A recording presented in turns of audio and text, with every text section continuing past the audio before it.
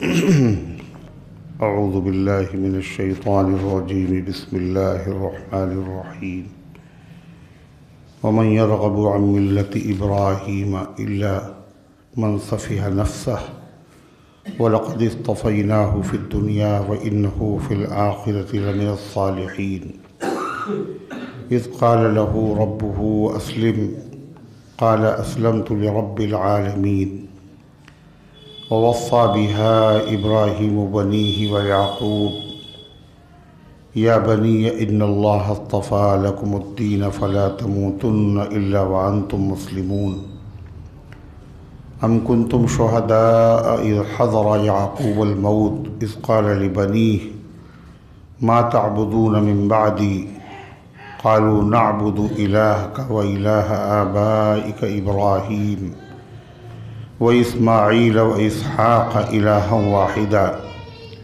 ونحن له مسلمون تلك أمة قد خلت لها ما كسبت ولكم ما كسبتم ولا تسألون عما كانوا يعملون وقالوا كونوا هودا أو نصارى تهتدوا قل بل ملة إبراهيم حنيفا وما كان من المشركين قولوا آمنا بالله وما أنزل إلينا وما أنزل إلى إبراهيم وإسماعيل وإسحاق ويعقوب والأسباط وما أوتي موسى وعيسى وما أوتي النبيون من ربهم لا نفرق بين أحد منهم ونحن له مسلمون فإن آمنوا بمثل ما آمنتم به فقد اهتدوا وإن تولوا فإنما هم في شقاق فسيكفيكهم الله وهو السميع العليم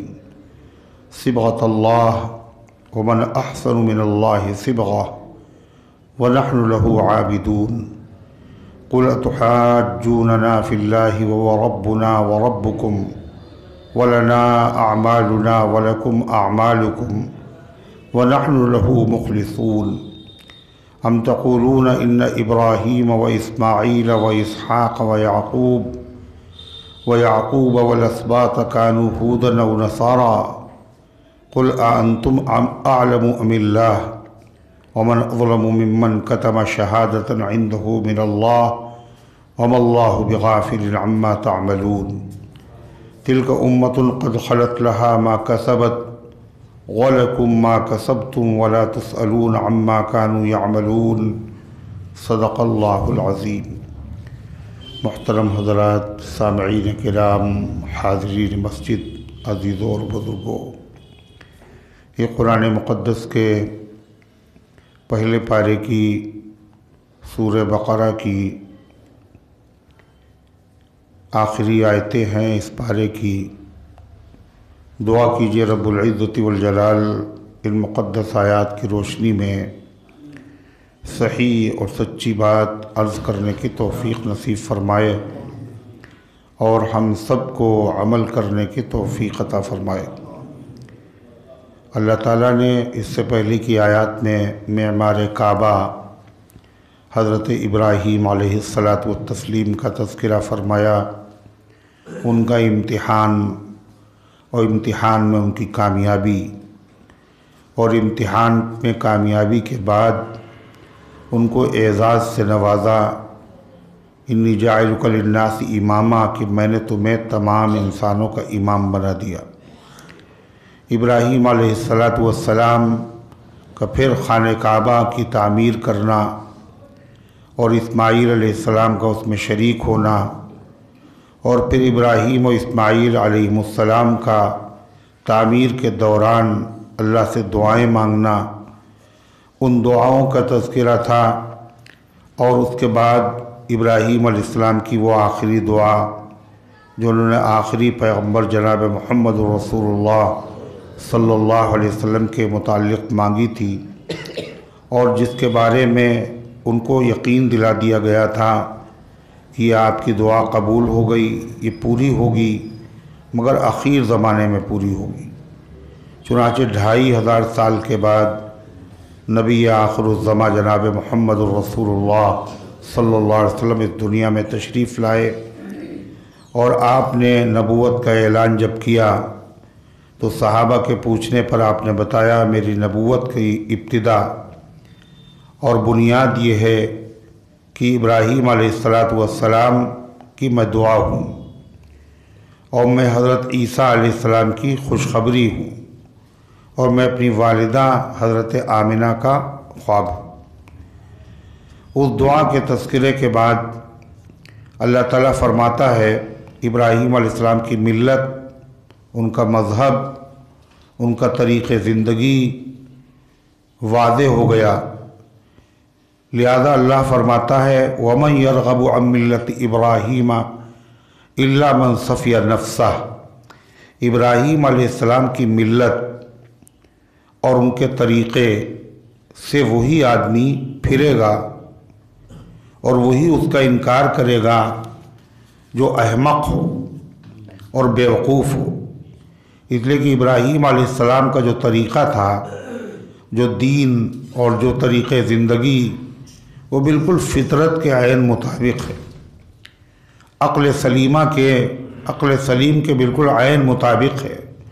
ظاہر بات ہے جو چیز عقل سلیم کے مطابق ہو اس کو وہی مانے گا جو آدمی عقل والا ہو، اور اس سے گریز اور پرہیز وہی کرے گا جو آدمی بے عقل ہو اور بیوقوف اور احمق ہو۔ فرمایا وَمَن يَرْغَبُ عَن مِّلَّةِ إِبْرَاهِيمَ، نہیں اعراض کرے گا ابراہیم علیہ السلام کی ملت اور مذہب اور طریقے اور دین سے مگر وہ جو آدمی جو نااحمق ہو، جو جاہل ہو، صفیہ نفسہ، جو اپنے آپ سے جاہل ہو، جس نے اپنے آپ ہی کو نہیں پہچانا۔ ظاہر بات ہے جو آدمی اپنے آپ کو نہیں پہچانتا وہ اللہ کو بھی نہیں پہچان سکتا، اور جس نے اپنے آپ کو پہچان لیا اس نے اللہ کو بھی پہچان لیا۔ من عرف نفسہ فقد عرف ربہ، جس نے اپنے آپ کو پہچان لیا اس نے اپنے رب کو پہچان لیا۔ اپنے آپ کو پہچاننے کا مطلب آدمی یہ یقین کر لے کہ ہم اللہ کی مخلوق ہیں، اللہ کے پیدا کیے ہوئے ہیں، اور ظاہر ہے پیدا کی ہوئی چیز کے لیے ایک پیدا کرنے والا ہونا چاہیے۔ ہم مخلوق ہیں اور پیدا کرنے والا خالق کون ہے؟ اللہ ہے۔ اور پھر ہم ہی مخلوق نہیں ہیں بلکہ کائنات کی ہر چیز، آسمان، زمین، فرشتے، نہریں، دریا، جن، انسان، انبیاء، اولیاء، یہ سب اللہ کی مخلوق ہیں، اور جو مخلوق ہوتا ہے وہ محتاج ہوتا ہے، جو بھی مخلوق ہے وہ محتاج ہے، اس لیے کہ اگر اس کو پیدا نہ کیا جاتا تو پیدا نہ ہوتا۔ وہ مخلوق ہے، پیدائش میں بھی محتاج اور پیدا ہونے کے بعد زندہ رہنے میں بھی اللہ کا محتاج، ہر ضرورت میں اللہ کا محتاج۔ تو جب سب کے سب محتاج ہیں تو ظاہر ہے پھر عبادت کے لائق کون ہوگا جو محتاج نہ ہو۔ یہی کہا گیا سورہ اخلاص میں قُلْ هُوَ اللَّهُ أَحَدٌ، آپ کہیے کہ اللہ ایک ہے، اکیلا ہے، اس جیسا کوئی بھی نہیں ہے۔ کیسے؟ اللہ الصمد، اللہ بے نیاز ہے، اللہ کسی کا محتاج نہیں ہے اور باقی سب محتاج ہیں۔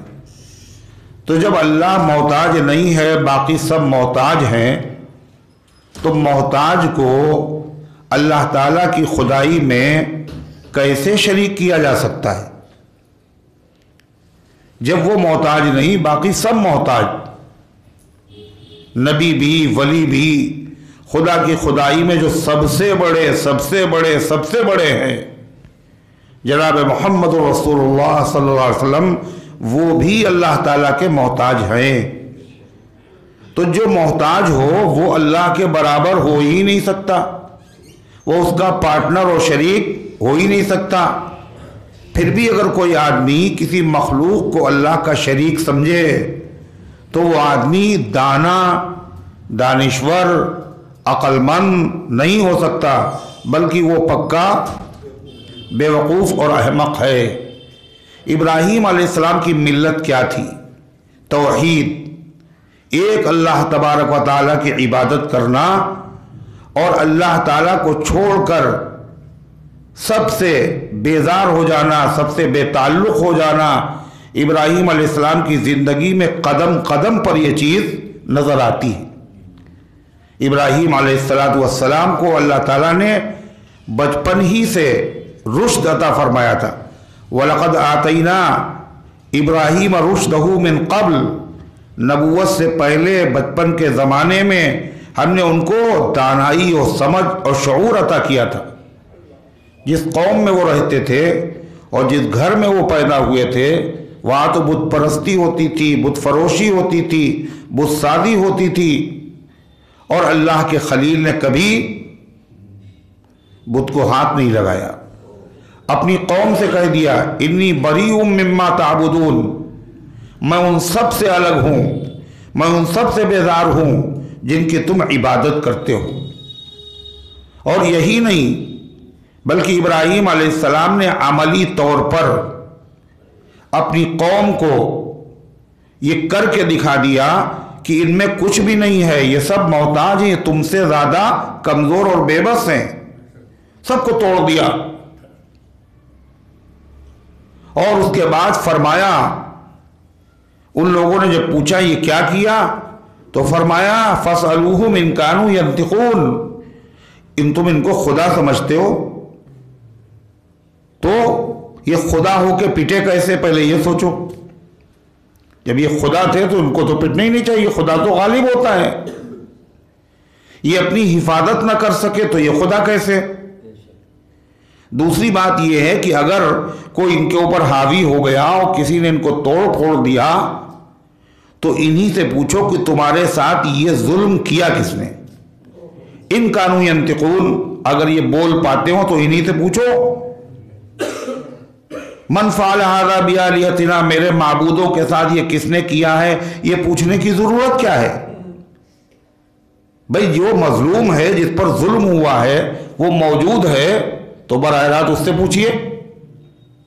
عدالت میں اس کو خود آنا چاہیے نا، مدعی سست اور گواہ چست۔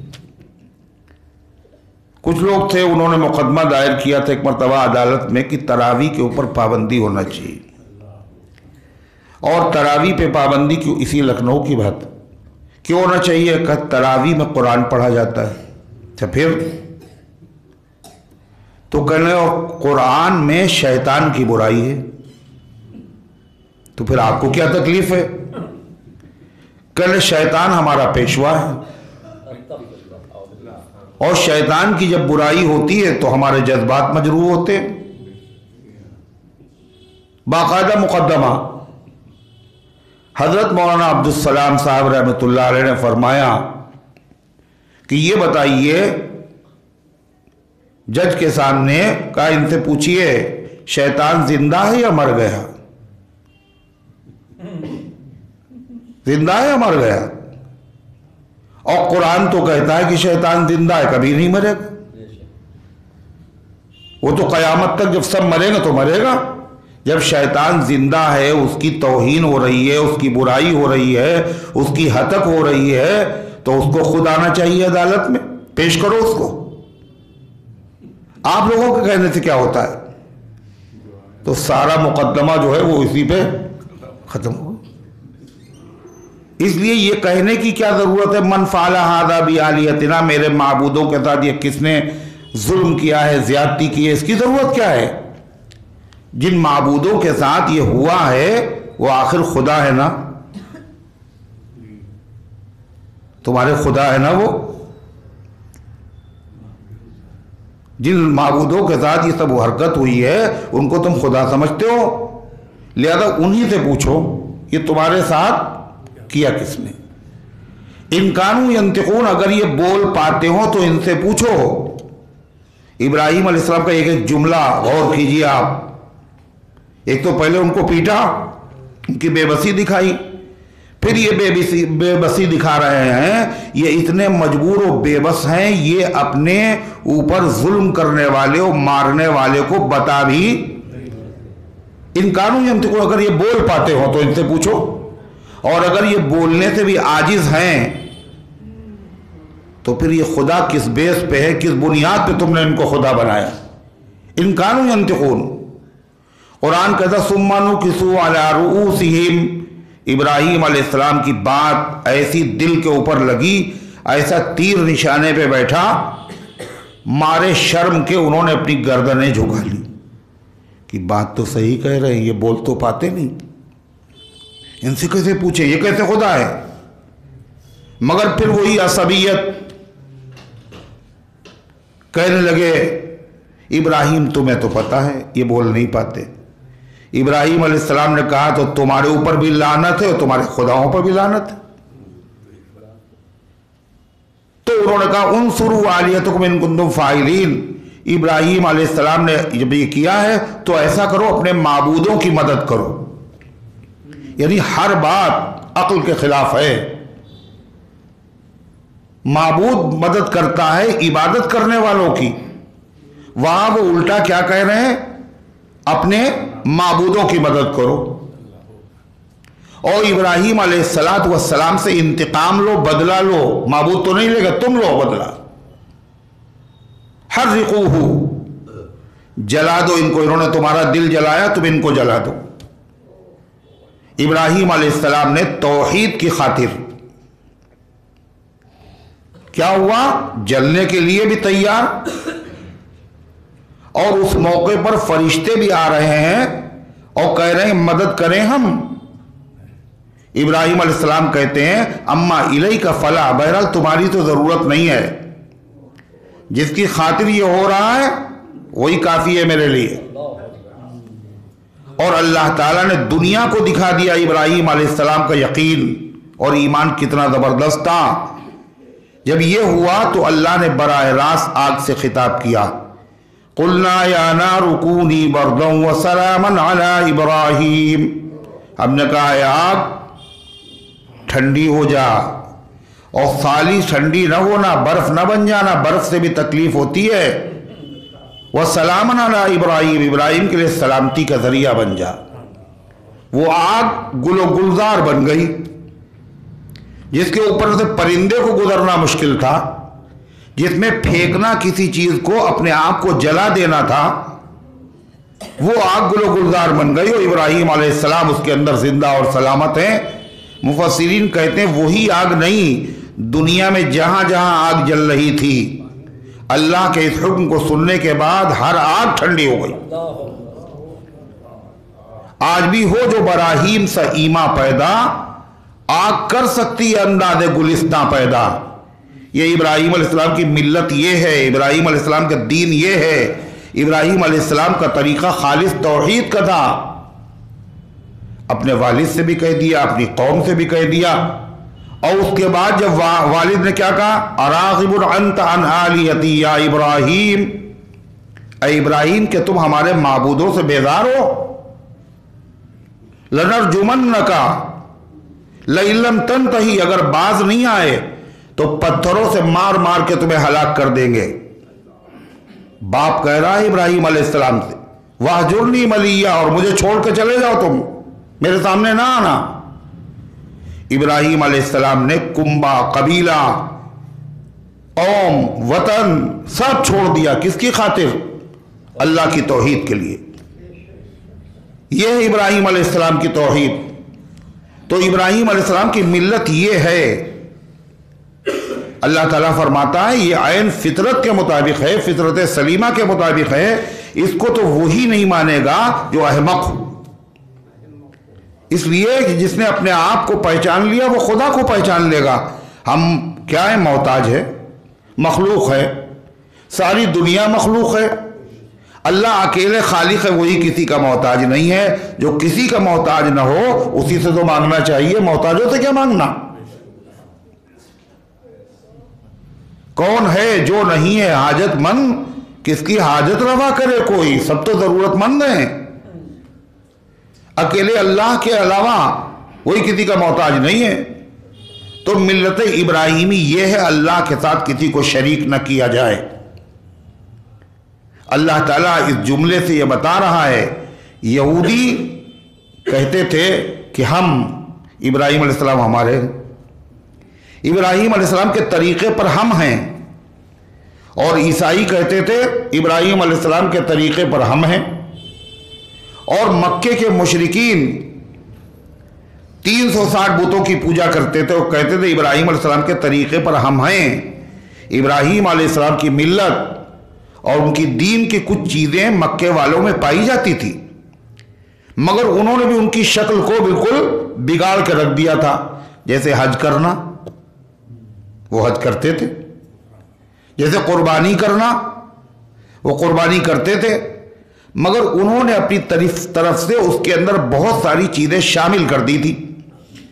جیسے وہ خانہ کعبہ کا طواف تو کرتے تھے، مگر ننگے ہو کے طواف کرتے تھے، طواف کرتے تھے مگر کپڑے نہیں پہنتے تھے۔ کیوں نہیں پہنتے تھے؟ وہ کہتے تھے کہ ان کپڑوں میں ہم نے گناہ کیا ہے، لہذا یہ کپڑے پہن کر کے اللہ کے گھر کا طواف کرنا یہ بے ادبی ہے۔ مگر ان کی عقل ماری گئی تھی، انہوں نے یہ نہیں سوچا کہ برہنہ ہو کر کے یعنی گناہ والے کپڑے پہن کر کے طواف کرنا بے ادبی ہے، اور بالکل ننگا ہو جانا یہ کیا ہے؟ ادب ہے؟ یہ بھی تو بے ادبی ہے۔ مرد بھی اسی طرح طواف کرتے تھے، البتہ جو مکے کے مجاور لوگ تھے، جو اس کے خادم تھے، قبیلہ قریش کے لوگ، یہ کپڑے پہن کے طواف کرتے تھے۔ باہر کا کوئی آدمی اگر طواف کرتا تو اس کو بھی کپڑے کی ضرورت ہوتی تو وہ کپڑے انہی سے لیتا تھا۔ اب حج کرنے والے زیادہ لوگ اور کپڑے تھوڑے، کس کو وہ کپڑے دیتے؟ برہنہ طواف ہو رہا۔ قربانی کرتے تھے وہ، حج میں بھی عرفات نہیں جاتے تھے، وہ مزدلفہ ہی سے لوٹ آتے تھے، کہتے ہم حرم کے بانی ہیں، ہم حرم کے خادم ہیں، ہم تھوڑی وہاں جائیں گے۔ تو باہر صورت وہ بھی اپنے آپ کو ملت ابراہیمی میں کرتے تھے۔ ختنہ ہوتا تو ان کے وہاں، قربانی ہوتی تھی ان کے وہاں، مگر ملت ابراہیمی کی جو شکل تھی انہوں نے بگاڑ کے رکھ دی تھی۔ اور کیا کرتے تھے؟ جب حج کرتے جاتے تو کہتے تھے اس وقت جو ہے گوشت نہیں کھائیں گے جب تک احرام بندھا ہوا۔ اللہ نے پابندی نہیں عائد کی، اپنی طرف سے یہ پابندیاں لگا لی۔ اللہ تعالیٰ نے قرآن نازل کر کے اس سے منع فرمایا۔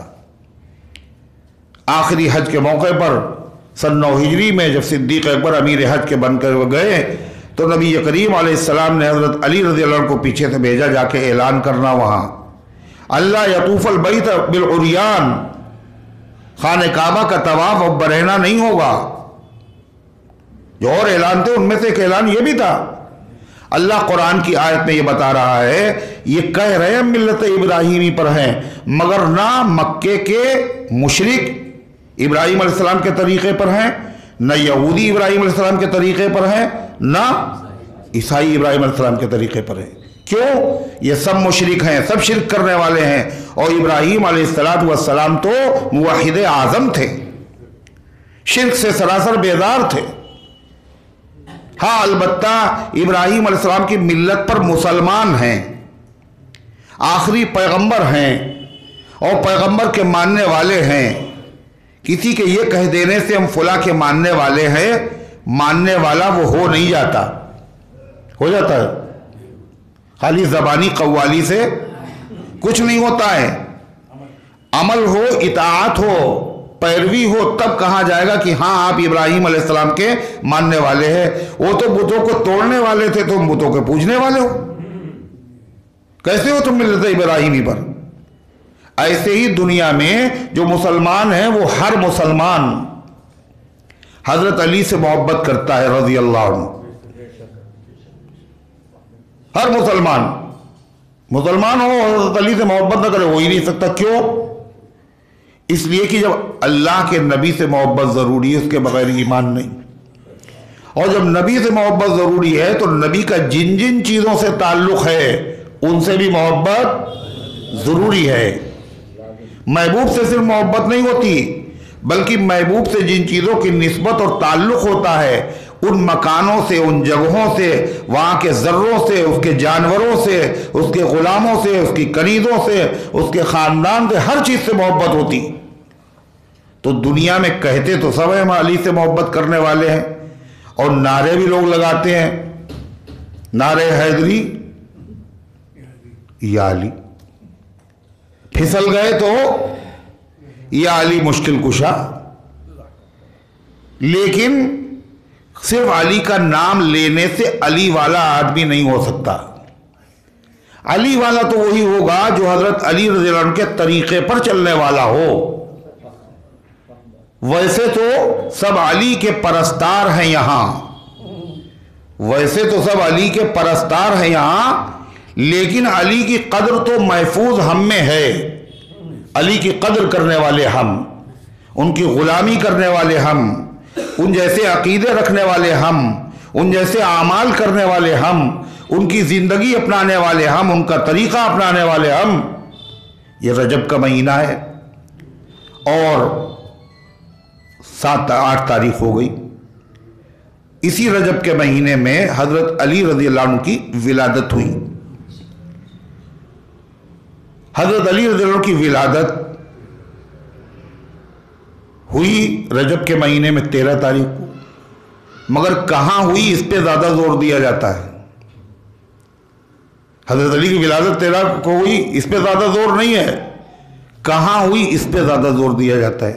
صاحب کہاں ہوئی؟ کلم مولود کعبہ، مولود حرم. حضرت علی رضی اللہ عنہ کی ولادت و پیدائش کعبے میں ہوئی ہے اور حرم میں ہوئی، اس پہ زور دیا جاتا ہے. یعنی حضرت علی کا جو مقام ہے وہ کسی کا نہیں. اس لیے کعبے میں حضرت علی پیدا ہوئے ہیں اور تو کوئی کعبے میں پیدا نہیں ہوا. جو کعبے میں پیدا ہو وہ سب سے افضل ہے. کعبے میں تو اللہ کے نبی صلی اللہ علیہ وسلم بھی نہیں پیدا ہوئے، پھر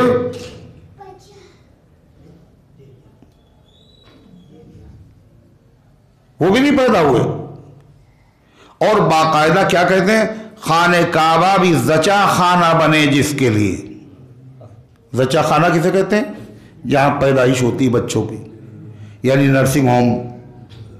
یعنی خانہ کعبہ معاذ اللہ نرسنگ ہوم تھا. وہ کائے کے لیے ہے؟ لیقیم الصلاۃ، نماز قائم کرے.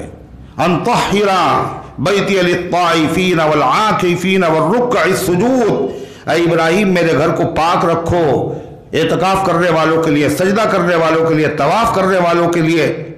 اس کے لیے ہے، ولادت کے لیے تھوڑی. پھر مزید یہ کہ یہی نہیں پیدا ہوئے، پھر اس کے اندر اور جھوٹ پہ جھوٹ کا وہ پیدا کیسے ہوئے. کہنے لگے حضرت علی کی والد جب وہاں پہنچی تو کعبے کی دیوار پھٹ گئی. یعنی مارے ہیبت کے یہی ہوگا. اور اس میں ایک در بن گیا اور 3 دن حضرت علی اسی میں رہے. یہ حاشیہ، املا، متن سب غلط، سب گڑھا ہوا. خانہ کعبہ میں حضرت علی رضی اللہ عنہ کی ولادت نہیں ہوئی. اگر ہوتی بھی تو یہ کوئی فضیلت کی چیز نہیں تھی. وہ تو عبادت کی جگہ ہے. وہ بھی گئی ہوں گی عبادت کرنے کے لیے. اتفاق سے کہیں ولادت ہو جاتی ہے، کبھی ٹرین میں ہو جاتی ہے، کبھی پلین میں ہو جاتی ہے، کبھی راستے میں ہو جاتی ہے. وقت آ گیا، کسی کو کیا معلوم. تو باقاعدہ ایسا لگتا ہے کہ ان کے لیے دیوار باقاعدہ پھٹ گئی. کیا کہتے ہیں؟ کہتے ہیں کہ جو اللہ کے گھر میں پیدا ہوا اور جو رسول اللہ صلی اللہ علیہ وسلم کے گھر میں پیدا ہوئی،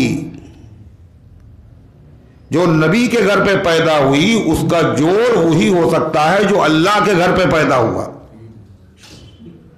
یعنی نبی کی لڑکی اور معاذ اللہ اللہ کا، اللہ کے گھر میں پیدا ہونے کا مطلب ہے ایک نبی کے گھر پہ پیدا ہوا، ایک اللہ کے گھر پہ پیدا ہوا۔ شوہر اللہ کے گھر پہ پیدا ہوا اور بیوی نبی کے گھر پہ پیدا ہوئی۔ دیکھیے اب کہنا کیا چاہتے ہیں، کہنا کیا چاہتے ہیں؟ اللہ کی شان میں گستاخی، نبی کی شان میں گستاخی، حضرت علی کی شان میں گستاخی، یہ محبت ہے؟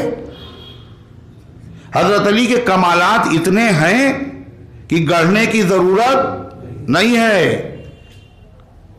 جس آدمی کا قد اونچا ہو اس کو بیساکھی لگانے کی ضرورت نہیں، اس کو باقاعدہ کسی بلندی پہ کھڑے ہونے کی ضرورت نہیں۔ حضرت علی کے فضائل ہیں، مناقب ہیں، حضرت علی کی بزرگی، ان کے کمالات بہت ہیں حقیقی، پھر اس کی کیا ضرورت؟ اور عجیب بات، اتنا مشہور کیا، اتنا مشہور کیا، اتنا مشہور کیا کہ ہر آدمی یہی سمجھ لے واقعی حضرت علی جو ہیں وہ خانہ کعبہ ہی میں پیدا ہوئے، جبکہ واقعے کے اعتبار سے غلط۔ حضرت علی رضی اللہ تعالیٰ عنہ حضرت ابو طالب کے گھر پہ پیدا ہوئے۔ اللہ کے رسول صلی اللہ علیہ وسلم حضرت عبداللہ کے گھر پہ پیدا ہوئے، اور خود جو شیعہ ہیں ان میں جو محدثین ہیں انہوں نے اس بات کو ماننے سے انکار کر دیا کہ حضرت علی خانہ کعبہ میں پیدا ہوئے۔ انہوں نے اس کو نہیں مانا، کہا یہ خبری بات ہے، جیسے خبریں سچی بھی ہوتی ہیں اور جھوٹی بھی ہوتی ہیں۔ کہلے مورخین نے یہ لکھ دیا ہے مگر محدثین نے اس کو مانا نہیں، تسلیم نہیں کیا۔ ہاں البتہ اس کو ہر ایک نے مانا ہے، کس کو؟ کہ خانہ کعبہ میں، حرم شریف میں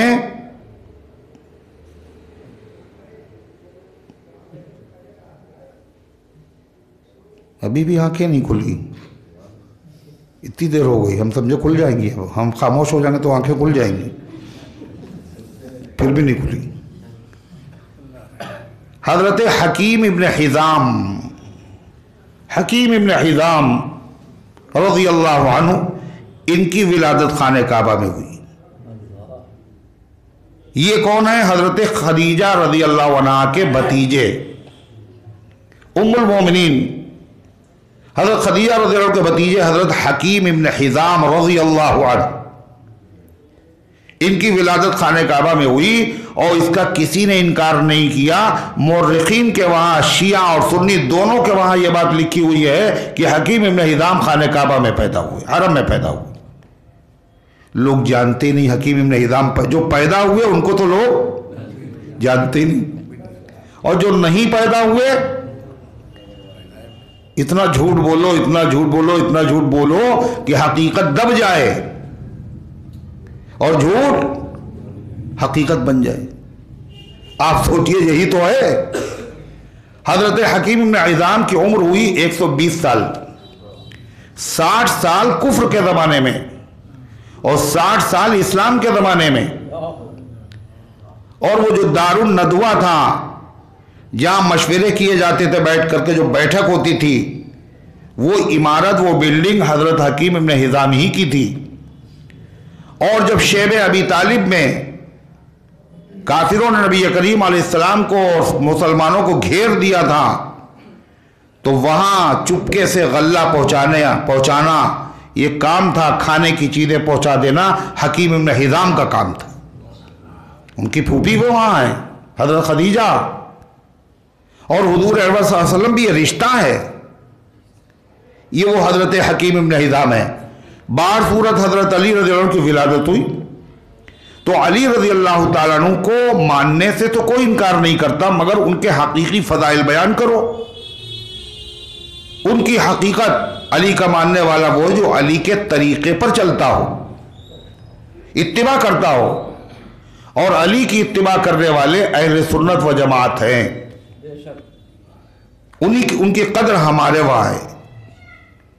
کیسے کہ حضرت علی رضی اللہ تعالیٰ عنہ کو طریقہ کیا تھا کہ انہوں نے اپنے سے پہلے جو 3 خلفاء ہوئے ہیں، تینوں خلفاء کے پیچھے اقتداء میں 25 سال تک نمازیں پڑھی. صرف نماز نہیں پڑھی بلکہ انہوں نے اعتقاد کا اظہار کیا خطبے میں، اپنی تحریروں میں، اپنی تقریروں میں. کیا کہا؟ وہی کہا جو ہم آج مسلمان کہتے ہیں. کیا کہا؟ خیر الامت بعد نبیہا ابو بکر ثم عمر. اس امت میں نبی کے بعد سب سے افضل مقام ابو بکر کا ہے اور پھر عمر کا ہے. یہی تو ہم لوگ بھی کہتے ہیں، یہی تو پوری امت کہتی ہے. اور حضرت علی نے اس کے اوپر اتنا زور دیا کہ اپنی خلافت کے زمانے میں باقاعدہ انہوں نے گشتی فرمان یعنی ڈگی پٹوائی. ڈگی پٹوانا جانتے؟ ہاں جانتے ہو؟ نہیں معلوم ہوگا، نئے لوگوں کو نہیں معلوم، پرانے لوگ جانتے. پہلے زمانے جب اعلان کرائے جاتے سرکاری تو وہ کیسے ہوتے تھے؟ مائک تو تھا نہیں اس زمانے میں. باقاعدہ ایک آدمی آتا تھا اور وہ ڈھول بجاتا تھا اور اعلان کرتا تھا، اسی کو کہتے ڈگی. جگہ جگہ اعلان اب بھی ہوتا تو مائک سے ہوتا، رکشے پہ مائک رکھا ہوا ہے اور صاحب آپ لوگوں کو اطلاع کی جاتی ہے کہ بجلی کا بل جن کا باقی ہو وہ لوگ جا کر کے جمع کر لیں اور اتنی چھوٹ دی جائے گی اگر وقت پہ جمع کر لیں، ورنہ ان کے کنیکشن کاٹ دیے جائیں گے. سرکاری اعلان ہو رہا. تو حضرت علی نے سرکاری اعلان کروایا، ڈگی پٹوائی. اور وہ اعلان کیا تھا؟ لا يفضلني احد على ابی بکر وعمر والا جلدت حد المفتری. کوئی آدمی مجھے ابو بکر اور عمر سے افضل نہ کہے،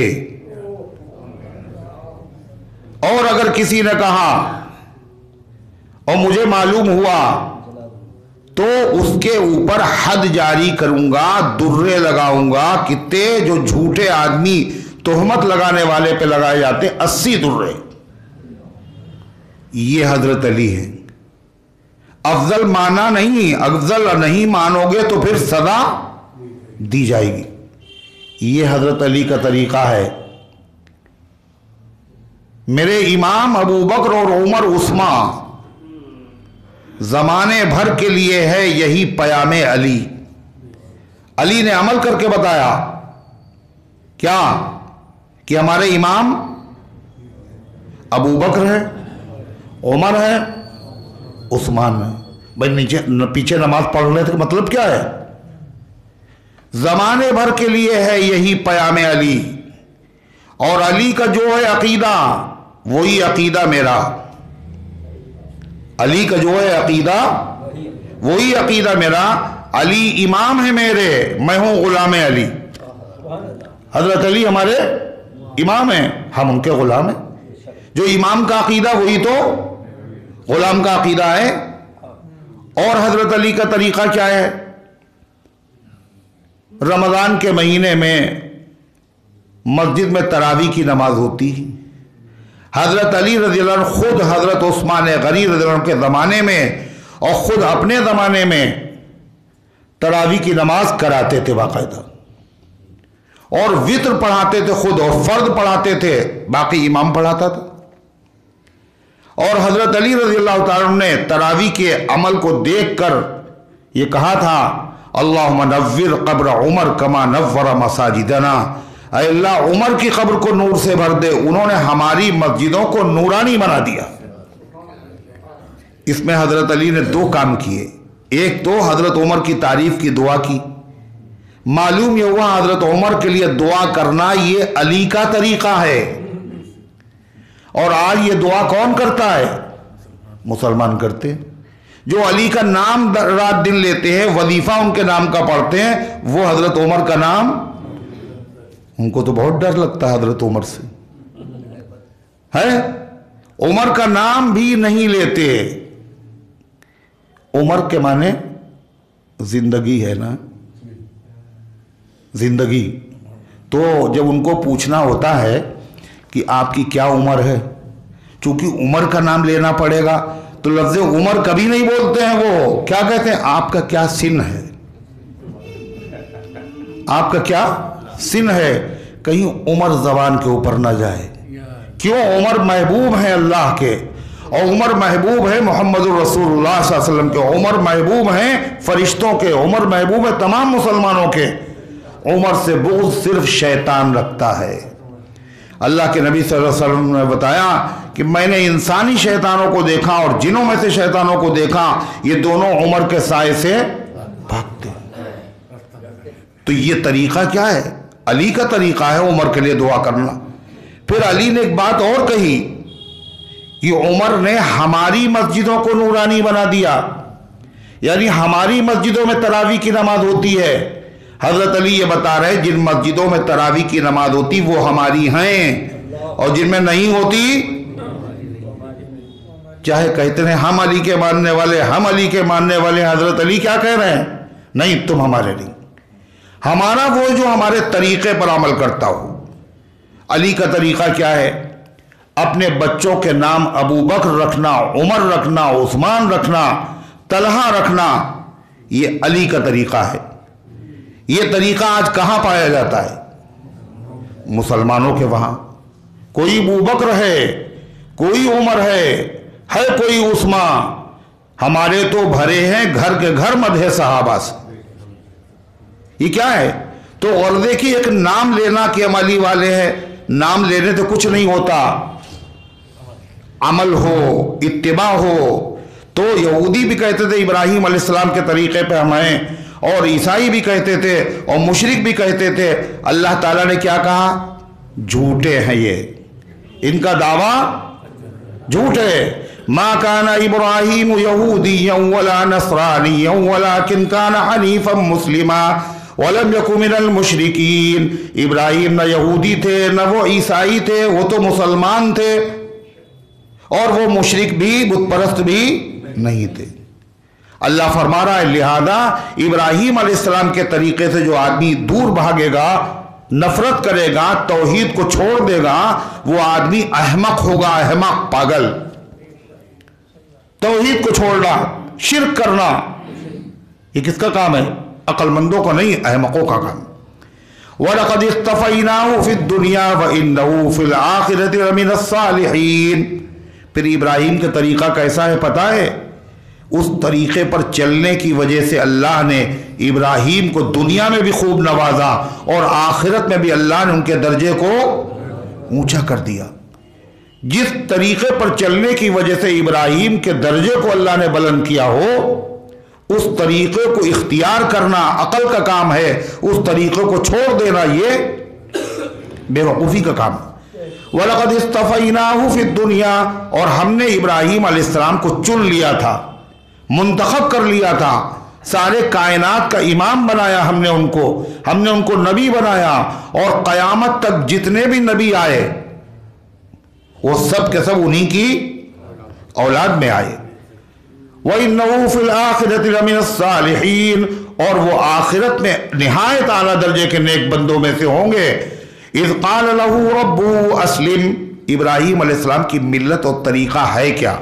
اصول کیا ہے ابراہیم علیہ السلام کے دین کا؟ اللہ اصول بیان کر رہا ہے۔ کیا ہے ابراہیم علیہ السلام کا اصول؟ اللہ کے ہر حکم کے آگے سر جھکا دینا، اللہ کے ہر حکم کو مان لینا، یہ ابراہیم کی ملت ہے، اور اسی کا نام اسلام ہے۔ اسلام کس کا نام ہے؟ اسی کا نام اسلام۔ اللہ فرماتا ہے اذ قال له ربه اسلم، وہ وقت یاد کرنے کے لائق ہے جب کہا ان سے ابراہیم علیہ السلام سے ان کے رب نے اسلم، اسلم کہنا مانو ابراہیم، جو ہم کہیں مانو۔ قال اسلمت لرب العالمین، تو انہوں نے کہا کہ میں نے اطاعت کی، میں نے کہنا مانا۔ کس کا؟ آپ کا نہیں کہا خالی، جواب تو یہی تھا اے اللہ ہم نے آپ کا کہنا، نہیں یہ نہیں کہا، اسلمت لرب العالمین، میں نے رب العالمین کا کہنا مانا۔ رب العالمین کہہ کر ابراہیم علیہ السلام نے جواب بھی دے دیا، اللہ کی تعریف بھی کر دی اور یہ بھی بتایا رب العالمین کا کہنا ماننا یہ کوئی احسان نہیں ہے بلکہ ہر آدمی کا فرض ہے کہ وہ رب العالمین کا کہنا مانے، اس لیے کہ رب العالمین ہے، وہ عالموں کا رب ہے، اپنے علاوہ ہر چیز کا وہ مالک اور خالق ہے، تو مالک کا کہنا تو ماننا تو غلام کا فریضہ ہے، اور کیا سب تو غلام ہے، سب بندے ہیں اور وہ رب ہے، تو غلام کا کام کیا ہے؟ مالک کا کہنا ماننا۔ انہوں نے کہا کہ دودھ لانا ہے تو دودھ لانے لگا، تو کہا کہ آج جو ہے وہ تمہیں پانی بھرنا ہے، وہ کہا کہ جی نہیں، آپ نے تو ہمیں دودھ لانے کے لیے رکھا تھا، تو غلام کہاں ہے وہ؟ ارے جو کہیں وہ کرو، آگے آ رہا ہے، جب کہا بیت المقدس طرف منہ کرو تو ادھر منہ کر لیا، اور جب کہا بیت اللہ کی طرف کرو تو ادھر کر لیا۔ اسی کا نام اسلام ہے۔ تو فرمایا ابراہیم علیہ السلام کی ملت پر نہ یہودی ہے، نہ عیسائی ہے، نہ مشرک ہے، مسلمان ہے، مسلمان۔ کیا کہا؟ اسلمت لرب العالمین، اور اللہ فرماتا ابراہیم علیہ السلام کا مذہب اور ملت کیا ہے؟ اسلام، اللہ کے ہر حکم کو مان لینا۔ اور یہی مذہب، یہی ملت 1,24,000 پیغمبروں کی تھی، سب کا مذہب کیا تھا؟ اسلام، یعنی اللہ کے حکموں کے آگے سر جھکا دینا۔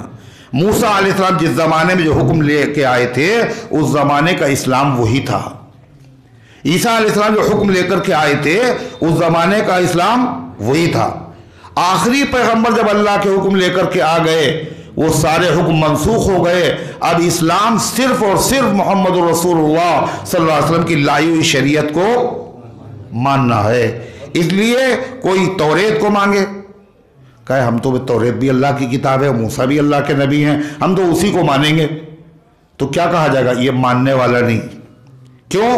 بادشاہ نے اعلان کیا، حکومت کی طرف سے اعلان ہوا کہ صاحب ٹیکس اتنا دینا ہے، اتنا دینا ہے۔ کچھ دنوں کے بعد 5 سال کے بعد اعلان ہوا اب اتنا دینا ہے، تو وہ کہے ہم تو پہلا والا دیں گے، یہ نہیں دیں گے۔ کیوں؟ کہ وہ بھی تو حکومت کا اعلان تھا، وہ تھا ضرور مگر وہ ختم ہو گیا، اب نئے قانون کو ماننا ہے تمہیں، لہذا آخری پیغمبر جمع اللہ فرماتا وَوَصَّى بِهَا إِبْرَاهِيمُ بَنِيهِ، اور ابراہیم علیہ السلام نے اسی کی وصیت بھی کی تھی اپنے بیٹوں کو۔ ابراہیم علیہ السلام کے بیٹے اسحاق علیہ السلام، اسماعیل علیہ السلام، مدیان، ابراہیم علیہ السلام کے بیٹے، ان میں سے 2 نبی ہیں۔ ان سب بیٹوں کو ابراہیم علیہ السلام نے جمع کیا اور ان کو وصیت کی۔ اور وصیت کب کی جاتی ہے؟ جب پیدا ہوتا ہے بچہ، جوانی میں کی جاتی ہے۔ جب آدمی دنیا سے رخصت ہوتا ہے تو وصیت کرتا ہے، کہے کے لیے آدمی یہ چاہتا ہے کہ مجھ سے زیادہ میری اولاد ترقی کرے، زندگی بھر کے گر بتاتا ہے۔ جو آدمی نوکری پیشہ ہے وہ چاہتا ہے کہ میری اولاد کو کیا ملے؟ اونچا عہدہ، منصب، اچھی پوسٹ ملے۔ اور جو آدمی کاروباری ہے وہ چاہتا ہے کہ میری اولاد کاروبار کی لائن سے اور آگے بڑھے۔ اور جو ہنرمند ہے، ہنر پیشے والا ہے، وہ کیا چاہتا ہے؟ میری اولاد ہنر میں ایک ہاتھ ہم سے آگے ہو۔ ہر آدمی چاہتا ہے دولت اپنی اولاد کو دے کر کے جائیں۔ انبیاء بھی چاہتے ہیں، مگر انبیاء کی نظر عام انسانوں سے بڑی اونچی ہوتی ہے۔ دنیا کے لوگ تو یہ چاہتے ہیں ہم دنیا کی دولت دے کر کے جائیں، مگر انبیاء کیا کہتے ہیں؟ ایسی دولت میری اولاد کے پاس رہے جو کبھی ختم نہ ہو، دائمی اور ابدی دولت ہو، وہ دے کر کے جاتے ہیں۔ اور وہ دولت کون سی ہے؟ دین کی دولت، عقیدے کی دولت، ایمان کی دولت۔ یہ کیا ہے؟ قرآن ذکر کر کے بتا رہا ہے مسلمانوں کو یہی کرنا چاہیے، اولاد کی دنیا کی بھی فکر کرنا چاہیے، مگر اس سے زیادہ دین کی اور آخرت عقیدوں کی فکر کرنا چاہیے۔ کل لڑکا بہت ترقی پہ ہے، ماشاءاللہ بہت ترقی پہ ہے، بڑا نام کمایا ہے صاحب۔ کہ اچھا اور نماز بھی پڑھتا ہے؟ کل بس یہی تھوڑی سی خرابی ہے اس میں، بس ذرا سی یہی خرابی کہ وہ نماز نہیں پڑھتا، باقی سب خیریت، اور یہ ذرا سی خرابی ہے۔ یہی تو روح اور یہی تو جان ہے۔ وہ ڈاکٹر صاحب کو بلا کے لائے، دیکھیے ابا بول نہیں رہے، ذرا دیکھ لیجیے ابا کو، نبضیں دیکھی، کہنے آپ کے ابا بہت اچھے ہیں، آنکھ بھی اچھی ہے اور دل بھی اچھا ہے، اور صاحب جگر بھی ان کا اچھا ہے، اور بالکل اچھے ہیں، بس ذرا سی جان نکل گئی ان کی اور باقی سب خیریت ہے۔ تو یہ عالم ہے ہمارا، ہم نے اس کو پیچھے کر دیا جو سب سے آگے رکھنے کی چیز تھی۔ اللہ فرماتا وَوَصَّىٰ بِهَا إِبْرَاهِيمُ بَنِيهِ، اور اسی کی وصیت کر گئے، حکم دے گئے ابراہیم اپنے بیٹوں کو، وَيَعْقُوبُ، اور یعقوب علیہ السلام بھی اپنے بیٹوں کو جس مذہب اور دین کی وصیت کر کے گئے ہیں، وہ دین یہودیت نہیں تھا، عیسائیت نہیں تھا، وہ اسلام تھا، اسلام توحید کا دین تھا۔ ایک قرات میں یا یعقوبو، ایک قرات میں یعقوبہ۔ اگر یعقوبہ پڑھا جائے تو مطلب ہوگا ابراہیم علیہ السلام نے وصیت کی اپنے بیٹوں کو اور یعقوب کو، اور یعقوب علیہ السلام کون ہے؟ ابراہیم علیہ السلام کے پوتے، یعنی بیٹوں کو بھی نصیحت کی اور پوتے کو بھی نصیحت کی۔ مطلب یہ ہوگا کہ پوتا ابراہیم علیہ السلام کی زندگی میں پیدا ہو چکا تھا۔ کون پوتے؟ یعقوب علیہ السلام۔ قرآن میں ذکر ہے وَوَهَبْنَا لَهُ إِسْحَاقَ وَمِن وَرَاءِ إِسْحَاقَ يَعْقُوبَ، ہم نے ان کو بیٹا عطا کیا اسحاق، اور اسحاق کے بعد یعقوب۔ بَشَّرْنَاهَا بِإِسْحَاقَ نَبِيًّا مِّنَ الصَّالِحِينَ، ہم نے اسحاق کی خوشخبری سنائی، اور اسحاق کے بعد وَوَهَبْنَا لَهُ يَعْقُوبَ نَافِلَةً، ہم نے اسحاق جیسا بیٹا دیا، اور زائد ہم نے پوتا بھی ان کو دیا، تو پوتے کو بھی نصیحت کی، بیٹوں کو بھی نصیحت کی۔ یہ مطلب یہ ہے کہ خالی بیٹوں کو نصیحت کی، کیا نصیحت؟ بیٹوں کو بھی نصیحت کی، اور پوتے نے اپنے دادا نے اپنے بیٹوں کو نصیحت کی، اور پوتے نے، پوتے کون ہیں؟ یعقوب علیہ السلام۔ یعقوب علیہ السلام کے بیٹے کون ہیں؟ 12 بیٹے ان کے ہیں، اور ہر بیٹے سے ایک نسل چلی ہے۔ ان تمام بیٹوں کو یعقوب علیہ السلام نے نصیحت کی۔ فرمایا اللہ تعالیٰ نے، اور وصیت کی اس کی ابراہیم علیہ السلام نے اپنے بیٹوں کو، اور یعقوب نے بھی نصیحت کی۔ کیا نصیحت کی؟ یا بنی ان اللہ اصطفیٰ لکم الدین، اے میرے پیارے بیٹو، اللہ نے تمہیں جو دین دیا ہے یہ چن کر دیا ہے، یہ بہت اعلیٰ دین ہے۔ ضرورت کیا پیش آئی؟ یعقوب علیہ السلام کو مصر میں یوسف علیہ السلام نے بلایا تھا، اور مصر میں یوسف علیہ السلام بادشاہ تھے۔ یعقوب علیہ السلام وہاں مصر میں جو قوم تھی قبطی، بادشاہ نے تو اسلام قبول کیا، وہاں کی قوم نے اسلام قبول نہیں کیا تھا۔ پورا کنبہ قبیلہ بلا لیا، حضرت یوسف علیہ السلام نے باپ کو بھی بھائیوں کو بھی۔ تو اخیر وقت میں حضرت یعقوب علیہ السلام نے نصیحت کی کہ دیکھو یہاں کے لوگوں کے دین اور دھرم سے متاثر نہ ہو جانا۔ اس لیے ہر باپ کو معلوم ہے نبی کے بیٹے ہیں، مگر پھر بھی یاد دلانا چاہیے بیٹا یہ نہ کرنا۔ کیا کہا؟ اے میرے بیٹو ان اللہ اصطفیٰ لکم الدین، اللہ نے تمہیں دین چن کر دیا ہے، اور چن کے جو چیز دی جاتی ہے وہ خراب ہوتی سب سے ہے، سب سے چھاٹ کے، سب سے اچھا تمہیں دین دیا ہے، دوسرے دین کی طرف جانے کی ضرورت نہیں ہے۔ گمراہیوں کا خوف نہیں ہے ذرا مجھے، گمراہیوں کا خوف نہیں ہے ذرا مجھے، پیش نظر ہے اسوہ حسنہ رسول کا۔ اللہ کے نبی کی جب سیرت سامنے ہے تو ہمیں ضرورت نہیں ہے کسی کی طرف دیکھنے کی، ہم سیدھے راستے پر رہیں گے۔ کیا کہا یعقوب علیہ السلام نے؟ فَلَا تَمُوتُنَّ إِلَّا وَأَنْتُمْ مُسْلِمُونَ، دیکھو میرے بیٹو تم جان نہ دینا مگر اسلام کی حالت میں، تمہارا انتقال صرف اور صرف اسلام کی حالت میں ہونا چاہیے۔ سوال یہ ہے مرنا تو آدمی کے بس میں ہے ہی نہیں ہے، پھر یہ کیوں کہہ رہے ہیں اسلام ہی کی حالت میں تمہارا انتقال ہونا چاہیے؟ مطلب یہ ہے اسلام کے مطابق تمہاری پوری زندگی ہونا چاہیے۔ جب پوری زندگی اسلام کے مطابق گزرے گی تو موت بھی پھر اسلام ہی کی حالت میں آئے گی۔ حدیث میں آتا ہے کما تحیون تموتون، جیسے زندگی گزارو گے ویسے ہی تمہیں موت آئے گی۔ بڑا عجیب جملہ ہے۔ اگر شراب پی رہے ہو تو سوچو، اگر شراب پیتے پیتے زندگی گزارو گے تو موت بھی شراب پیتے ہوئے آئے گی۔ جوا کھیلتے ہوئے زندگی گزارو گے تو تاش کے پتے ہاتھ میں ہوں گے اور مر جاؤ گے، ملک الموت آ جائیں گے۔ گالیاں اگر بکتے ہوئے زندگی گزارو گے تو سارے لوگ کلمہ پڑھ رہے ہوں گے اور تم اخیر وقت میں گالی بک رہے ہو گے۔ اور اگر قرآن پڑھتے پڑھتے زندگی گزارو گے تو قرآن پڑھ رہے ہو گے اور تمہاری روح قبض ہو جائے گی۔ اگر تسبیح سبحان اللہ لا الہ الا اللہ ذکر کرتے ہوئے زندگی گزاری ہے تو ذکر کی حالت میں موت آئے گی۔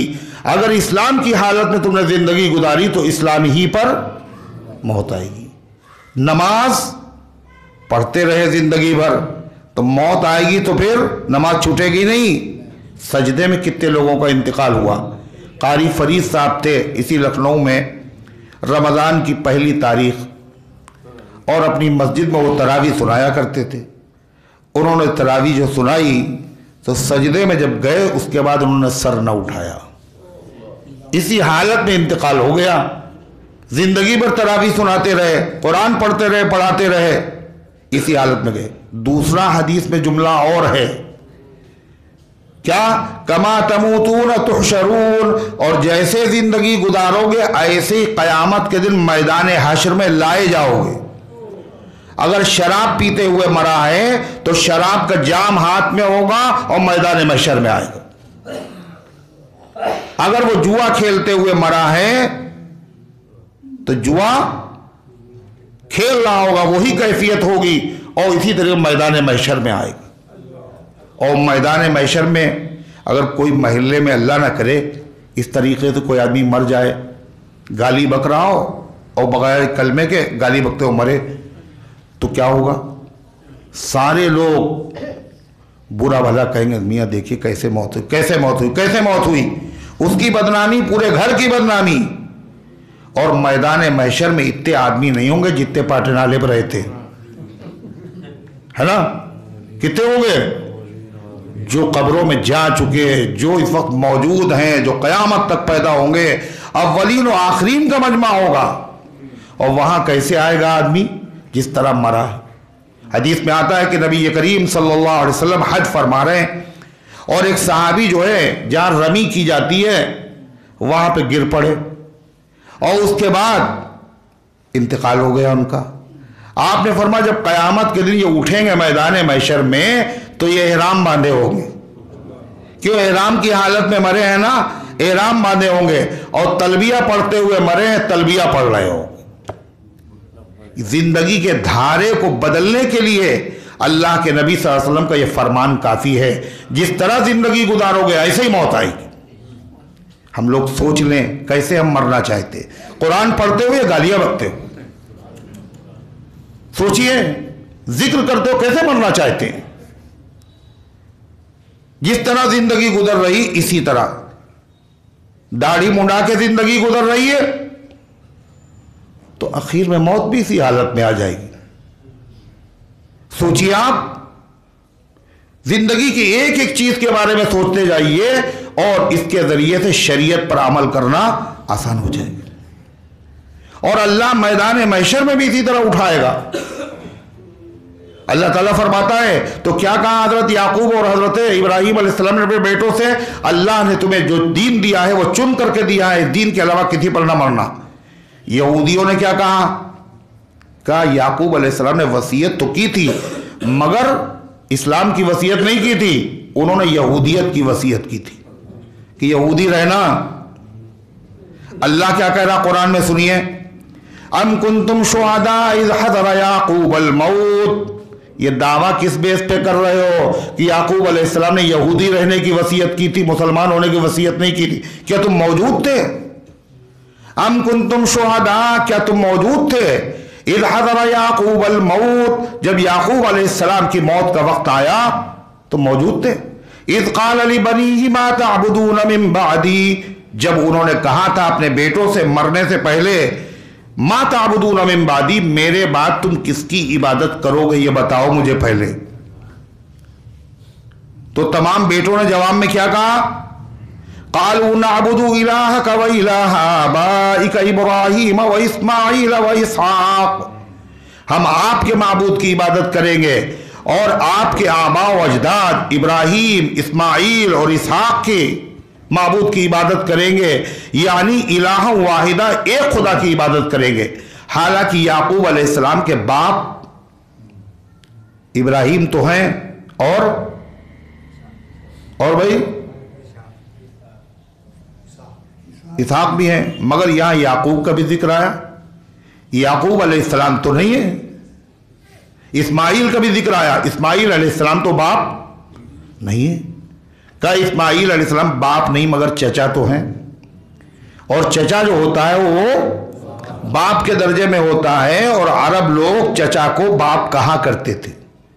نبی کریم صلی اللہ علیہ وسلم کے دو چچا جو ایمان لائے، ان میں سے ایک وہ دیکھیں آنکھیں بند کر کے بیٹھے ہوئے ہیں، ایک چچا کا نام کیا ہے جو اسلام لائے تھے؟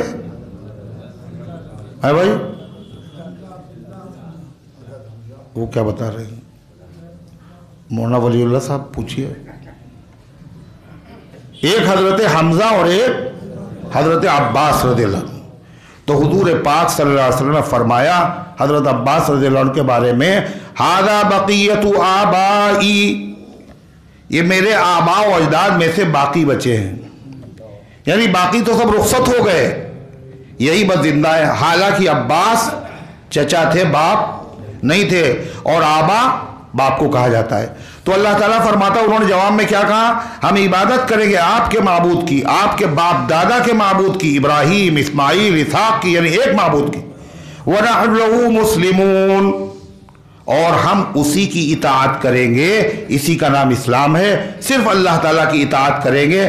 ہر پیغمبر کا یہی دین تھا، اور ہر پیغمبر نے اسی کی وصیت کی۔ اللہ فرماتا ہے تِلْكَ أُمَّةٌ قَدْ خَلَتْ لَهَا مَا كَسَبَتْ وَلَكُمْ مَا كَسَبْتُمْ وَلَا تُسْأَلُونَ عَمَّا كَانُوا يَعْمَلُونَ، یہ ایک جماعت تھی جو گزر گئی، ابراہیم، اسماعیل، اسحاق، یعقوب، یہ بزرگ تھے، دنیا سے چلے گئے، ان کو ملے گا ان کا کیا ہوا، اور تم کو ملے گا تمہارا کیا ہوا، اور تم سے نہیں پوچھا جائے گا جو وہ دنیا میں کیا کرتے تھے۔ مطلب یہودی کہا کرتے تھے ہم کچھ بھی کر لیں، چاہے جتنے گناہ کر لیں، چونکہ ہم ابراہیم کی اولاد میں ہیں، ہم یعقوب کی اولاد میں ہیں، لہذا ہم تو پکے جنتی ہیں۔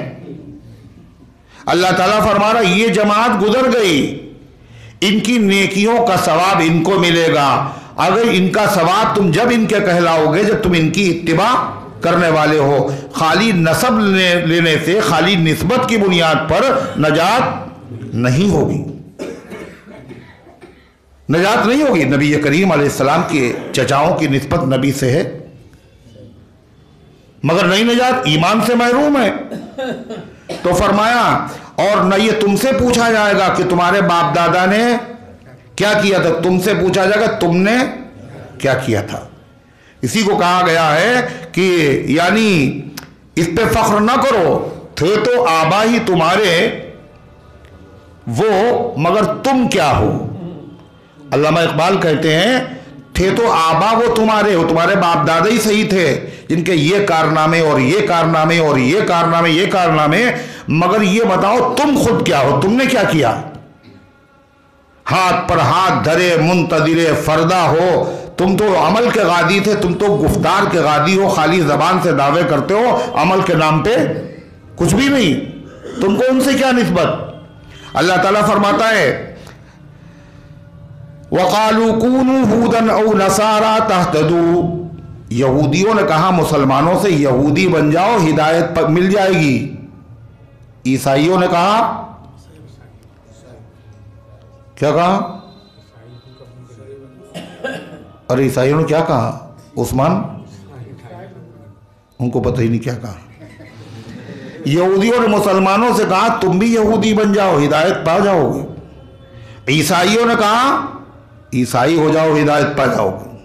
اللہ کیا کہہ رہا ہے سنیے، वक़ालू कूनू हूदन औ नसारा तहतदू, उन्होंने कहा हो जाओ यहूदी या ईसाई तुम हिदायत पा जाओगे। ऐ पैगंबर और ऐ मुसलमानों, उनसे कह दो साफ साफ, ना हम यहूदी बनेंगे ना ईसाई बनेंगे, बल मिल्लत इब्राहीम हनीफा, बल्कि हम तो पैरवी करेंगे इब्राहीम अलैहिस्सलाम के तरीक़े की, इब्राहीम अलैहिस्सलाम की मिल्लत की। वमा काना मिनल मुशरिकीन, और इब्राहीम अलैहिस्सलाम मुशरिक नहीं थे, और यहूदी भी मुशरिक हैं, यहूदी मुशरिक हैं, और ईसाई भी मुशरिक हैं। यहूदी क्या कहते हैं?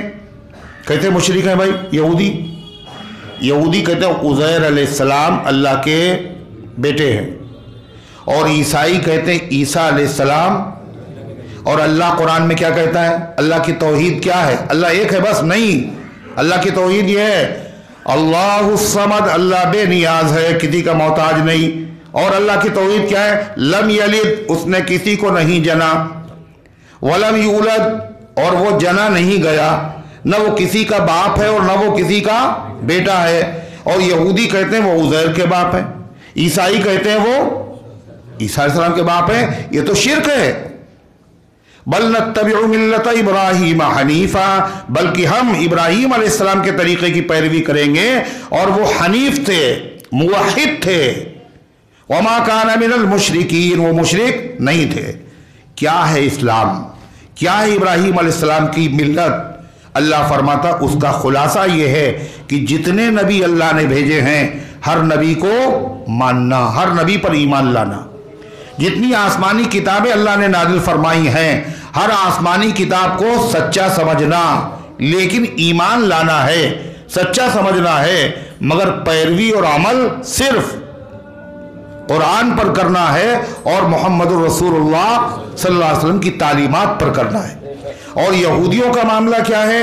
यहूदी मोहम्मद सल्लल्लाहु अलैहि वसल्लम को नहीं मानते, ईसाइयों को नहीं, ईसाई को नहीं, हजरत ईसा अलैहिस्सलाम को नहीं मानते, और ईसाई मोहम्मद रसूलुल्लाह सल्लल्लाहु अलैहि वसल्लम को नहीं मानते। अल्लाह के किसी नबी का इनकार कर देना कुफ्र है।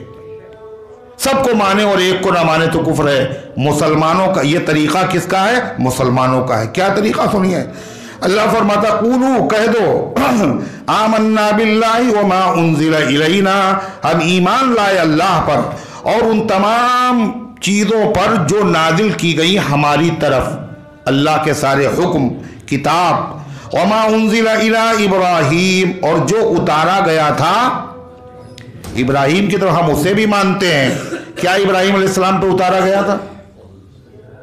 अरे मूसा अलैहिस्सलाम पे तो तौरेत उतरी, और ईसा अलैहिस्सलाम पे क्या? और दाऊद अलैहिस्सलाम पर, और हुजूर पाक सल्लल्लाहु अलैहि वसल्लम पर, और इब्राहीम अलैहिस्सलाम पर सहीफे फी सुहुफ इब्राहीम व मूसा, इब्राहीम के सहीफों में और मूसा के सहीफों में। लिहाजा कहो हम ईमान लाए उस पर जो उतारा गया इब्राहीम अलैहिस्सलाम की तरफ, व इस्माईल व इसहाक व याकूब, और इसहाक और याकूब पर, वल असबात, और जो उनकी औलाद पर उतारा गया। असबात सिब्त की जमा है, और असबात कहते हैं कबीलों को। इब्राहीम अलैहिस्सलाम के 12 बेटे थे, याकूब अलैहिस्सलाम के हर बेटे से एक नई नस्ल चली, वो सब के सब कहलाते असबात, पोते, पोते दर पोते। हुजूर पाक सल्लल्लाहु अलैहि वसल्लम ने फरमाया कि हजरत हसन और हुसैन सिब्तुम मिनल असबात, ये मेरी औलाद के औलाद हैं। तो असबात कहते हैं औलाद दर औलाद को। तो जाहिर है सारे पैगंबर तो बनी इसराइल में आए हैं, 10 पैगंबरों के अलावा सारे पैगंबर बनी इसराइल। 10 पैगंबर जो बनी इसराइल में नहीं आए वो कौन कौन से हैं? हजरत सालेह, हजरत हूद, हजरत शुएब, हजरत नूह, हजरत लूत, हजरत इब्राहीम, हजरत इसहाक, हजरत याकूब, और जनाब मोहम्मद रसूलुल्लाह सल्लल्लाहु अलैहि वसल्लम। वमा ऊतिया मूसा व ईसा, और जो दिया गया मूसा अलैहिस्सलाम को मौजिज़ा, उसको भी हम मानते हैं। व ईसा, और जो ईसा अलैहिस्सलाम को दिए गए मौजिज़े उनको भी हम मानते हैं। वमा ऊतियन नबिय्यून मिन रब्बिहिम, اور جو تمام نبیوں کو ان کے زمانے میں دیا گیا ہم سب پر ایمان لاتے ہیں، یقین رکھتے ہیں۔ لا نفرق بین احد منہم، ہم ان نبیوں میں سے کسی میں تفریق نہیں کرتے۔ تفریق کا مطلب کسی نبی کو مانے اور کسی کو نہ مانے۔ یہ کس کا طریقہ تھا؟ یہودیوں کا، عیسائیوں کا۔ مسلمانوں کا معاملہ کیا ہے؟ عیسیٰ علیہ السلام اللہ کے نبی کی شان میں گستاخی ہوئی، خاکے بنائے گئے۔ ارے بڑی مشہور بات ہوئی، پوری دنیا میں احتجاج ہوا کہ یہ عیسائیوں نے کیا مسلمانوں کے نبی کی شان میں، مگر دنیا میں کہیں سے یہ خبر نہیں آئی کہ جاہل سے جاہل مسلمان نے انتقام میں اور بدلے میں عیسیٰ علیہ السلام کا کارٹون بنایا ہو۔ کیوں؟ اس لیے کہ اسلام وسعت ظرفی کی تعلیم دیتا ہے۔ یہودیت اور عیسائیت میں تنگ نظری ہے، وہ اپنے نبی کے علاوہ کسی نبی کو نہیں مانتے، اور اسلام کیا ہے کہ ہر نبی کو مانا جائے۔ فرمایا اللہ تبارک و تعالی نے، کہو لا نفرق بین احد منہم، ہم ان میں سے کسی کے درمیان تفریق نہیں کرتے، ونحن لہ مسلمون، اور ہم اللہ تعالیٰ کے مکمل فرمانبردار ہیں۔ فإن آمنوا بمثل ما آمنتم به، اللہ فرماتا دیکھو یہ کہہ رہے تھے یہودی ہو جاؤ تو ہدایت مل جائے گی، عیسائی ہو جاؤ ہدایت مل جائے گی، ان سے کہہ دو ہم کہتے ہیں، اللہ کہہ رہا ہے ہم کہتے ہیں۔ اگر یہ یہودی اور عیسائی اور دنیا کے لوگ اگر ویسے ایمان لائیں جیسے تم ایمان لائے ہو تو ان کو ہدایت ملے گی۔ اور تم سے مراد کون ہے؟ جب قرآن نازل ہو رہا تھا تو اللہ کہہ رہا جیسے تم ایمان لائے ہو، اس وقت ایمان کون لایا تھا؟ بڑے پیر صاحب، صحابہ۔ قرآن بتانا خالی ایمان لانا کافی نہیں ہے، اللہ کو وہی ایمان چاہیے جیسا ایمان صحابہ کا تھا، وہی دین چاہیے جیسا دین صحابہ کا تھا، ویسے ہی طریقہ چاہیے جیسے طریقہ صحابہ کا تھا۔ جتنی چیزوں کو صحابہ مانتے تھے اتنی چیزوں کو مانو، جیسے مانتے تھے ویسے مانو۔ اگر کوئی آدمی نبی کریم علیہ السلام کو زیادہ مانے، صحابہ سے زیادہ، یعنی خدا سمجھنے لگے یا علم میں اللہ کے برابر سمجھنے لگے، تو یہ ایمان نہیں ہوگا، اس کا ٹھکانہ جہنم ہوگا۔ اس لیے کہ اللہ کہہ رہا اب تو ایمان وہی معتبر ہے جیسا تم ایمان لائے ہو۔ کیا کہا؟ فَإِنْ آمَنُوا بِمِثْلِ مَا آمَنْتُمْ بِهِ، اگر وہ بھی ایمان لے آئے اس جیسا ایمان جیسا کہ تم ایمان لائے ہو، فَقَدْ اهْتَدَوْا، اللہ گارنٹی اور ضمانت لے رہا ہے تو ان کو بھی ہدایت مل جائے گی۔ فَإِنَّمَا هُمْ فِي شِقَاقٍ، مگر وہ ایمان لائیں گے نہیں تمہاری طرح۔ کیوں؟ وجہ اس لیے کہ وہ مخالفت میں ہیں، وہ ہٹ دھرمی پر قائم ہیں کہ مسلمانوں نے جو کیا ہے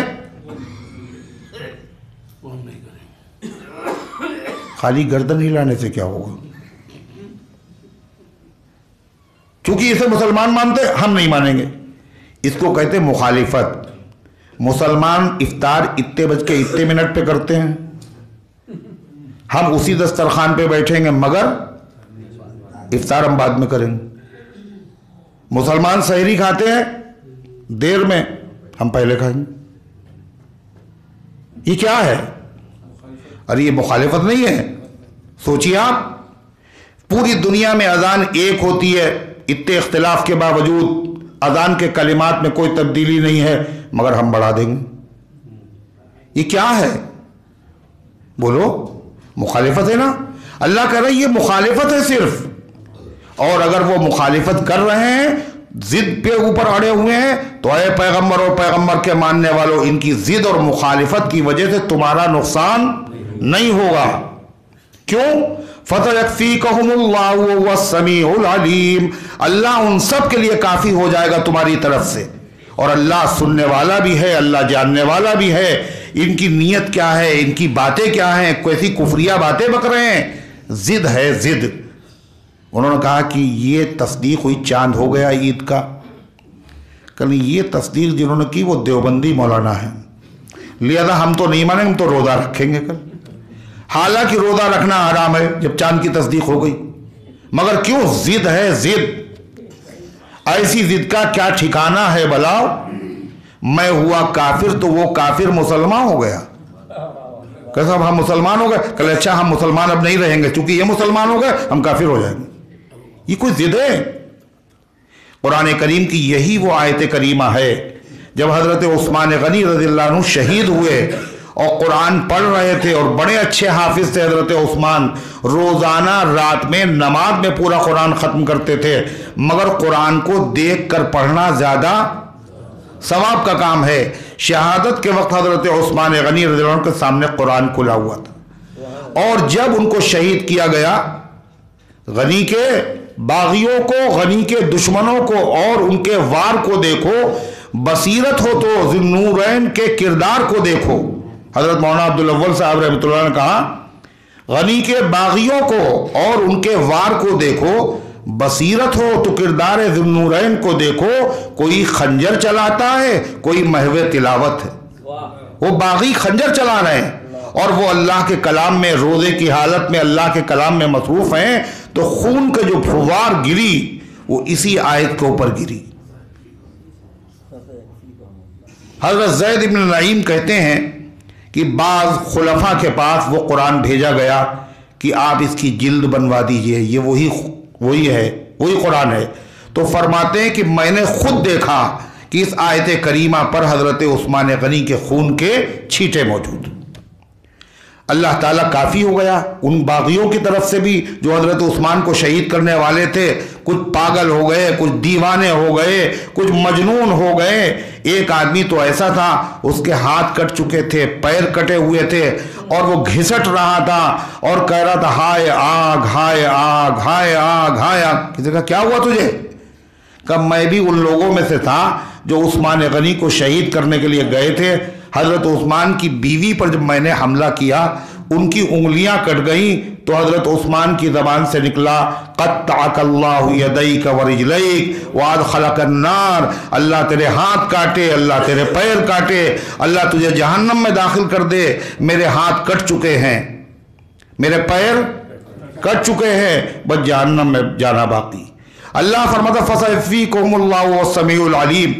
یہودی اور عیسائی کیا کرتے تھے؟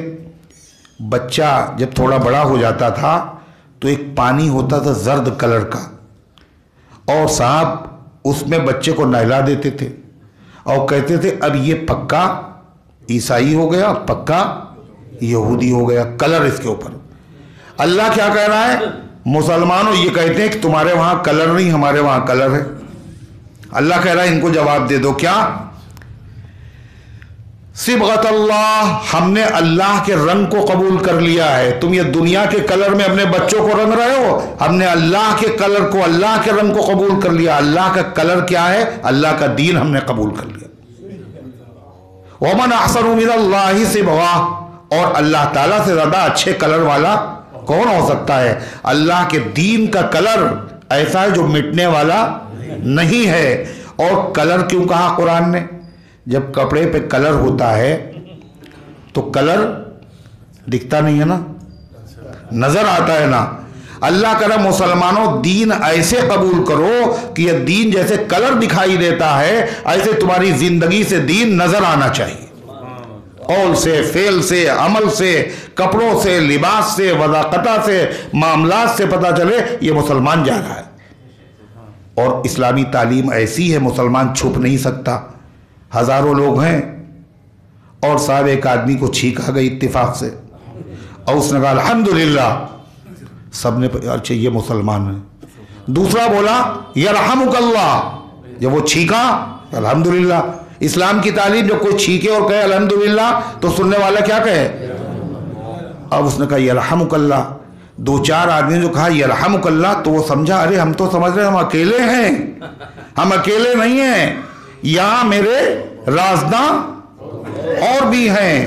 گئے دن وہ تنہا تھا میں انجمن میں، یہاں میرے رازداں اور بھی ہیں.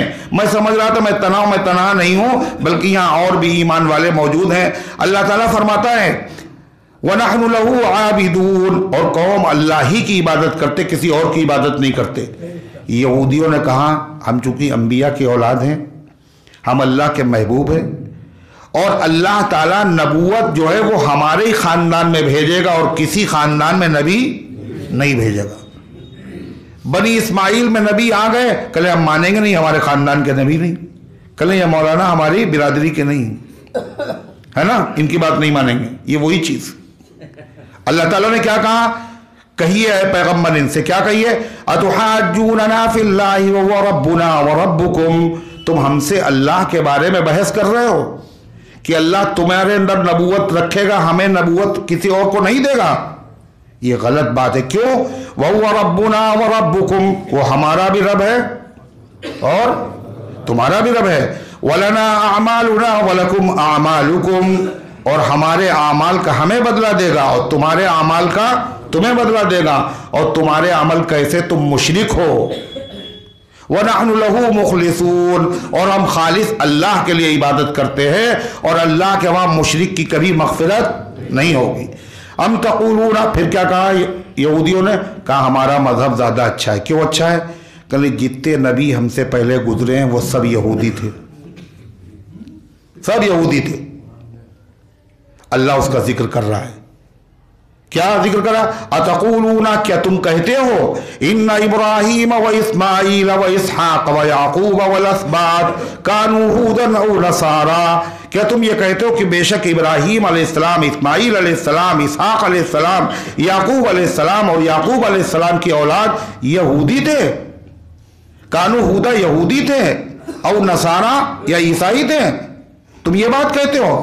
یہ بتاؤ تم بڑے عالم ہو یا اللہ بڑا عالم؟ کیا کہا اللہ تعالیٰ نے، قل انتم اعلم ام اللہ، آپ پوچھئے تم زیادہ جانتے ہو یا اللہ زیادہ جانتا ہے. اللہ تو بتا چکا ہے کہ یہ لوگ یہودی نہیں تھے. کیا کہا اللہ تعالیٰ نے، ما کان ابراہیم یہودیا ولا نصرانیا ولکن کان حنیفا مسلما ولم یکن من المشرکین. ابراہیم یہودی نہیں تھے، عیسائی نہیں تھے، وہ مسلمان تھے، موحد تھے، مشرک نہیں تھے.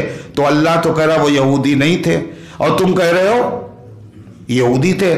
بتاؤ تم زیادہ جانکار ہو یا اللہ زیادہ جانکار ہے؟ اللہ تعالیٰ فرماتا وَمَنْ أَظْلَمُ مِمَّنْ كَتَمَ شَهَادَةً عِنْدَهُ مِنَ اللَّهِ، اور جو اس سے بڑا ظالم کون ہو سکتا ہے جو چھپا لے اللہ کی گواہی کو جو اس کے پاس موجود ہو اللہ کی طرف سے. اللہ تعالیٰ نے توریت اور انجیل میں کہیں نہیں کہا ابراہیم یہودی تھے، بلکہ ان کا ملت اسلام تھی، وہ مسلمان تھے. انہوں نے دعا کی وَجَعَلْنَا مُسْلِمَيْنِ لَكَ وَمِن ذُرِّيَّتِنَا أُمَّةً مُسْلِمَةً لَكَ، اے اللہ ہمیں مسلمان بنا لیجئے، اے اللہ میری اولاد میں ایک امت مسلمہ پیدا کیجئے. تو تم زیادہ جانکار ہو. اور دوسری چیز، تمہاری تمام کتابوں میں اس بات کی گواہی موجود ہے کہ محمد الرسول اللہ صلی اللہ علیہ وسلم اللہ کے آخری پیغمبر ہیں. موسیٰ علیہ السلام نے بھی یہی کہا اور عیسیٰ علیہ السلام نے یہی کہا، اور تم لوگ اس گواہی کو چھپاتے ہو اور اپنی عوام کو بتاتے نہیں ہو. تو اس سے بڑا ظالم کون ہو سکتا ہے جو اللہ کی گواہی کو چھپائے جو اس کے پاس ہے اللہ کی طرف سے. وَمَا اللَّهُ بِغَافِلٍ عَمَّا تَعْمَلُونَ، جو جی چاہے کرو، چھپاؤ، حق کو چھپاؤ اور باطل کو ظاہر کرو. جس طرح ان کی کتابوں میں لکھا ہوا ہے کہ اللہ کے نبی آخری پیغمبر ہیں، ایسے رافضیوں کی کتابوں میں لکھا ہوا ہے کہ حضرت صدیق اکبر افضل ہیں، پھر فاروق اعظم ہیں، پھر حضرت عثمان ہیں. حضرت علی نے کیا کہا، وَكَانَ أَنْصَحَهُمْ لِلَّهِ وَلِرَسُولِهِ الْخَلِيفَةُ الصِّدِّيقُ ثُمَّ خَلِيفَةُ الْخَلِيفَةِ الْفَاروق. اللہ کے دین کے سچے خیر خواہ اور سب سے افضل خلیفہ صدیق ہیں، اور پھر خلیفہ کے خلیفہ فاروق ہے. کون کہہ رہا؟ حضرت علی کہہ رہے، نہج البلاغہ میں ہے. کیا کہا، جزاہم اللہ بِأَحْسَنِ وَإِنَّ الْمُصَابَ بِهِمَا لَجُرْحٌ شَدِيدٌ إِنَّ مَكَانَهُمَا فِي الْإِسْلَامِ الْعَظِيمِ. حضرت علی کہتے اسلام میں ان دونوں کا بڑا درجہ ہے اور ان کے نہ رہنے سے اسلام کو بڑا نقصان پہنچا ہے.